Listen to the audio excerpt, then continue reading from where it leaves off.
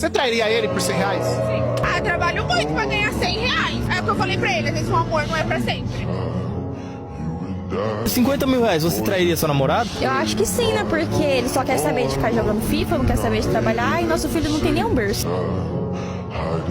Só que ele é o pai do seu filho, né? Então você ia trair o pai do seu filho? Se for pra dar um futuro pro meu filho, sim. Então você aceita mesmo trair ele por 50 mil reais? Aceito. Por 50 mil reais, você trairia sua namorada? Por 1 milhão. E você, moça, você aceitaria? Ah, eu acho que eu trairia. Mesmo se ele ficasse bravo, depois ele ia agradecer. Você trocaria o amor da tua vida por 10 mil reais? Eu acho que eu trocaria, cara. Trocaria por 20 mil reais. Por dinheiro, depois a gente volta. Trairia seu namorado por 50 mil reais agora? Com certeza. 50 mil reais. Eu me trocaria por 50 mil reais. Eu faria.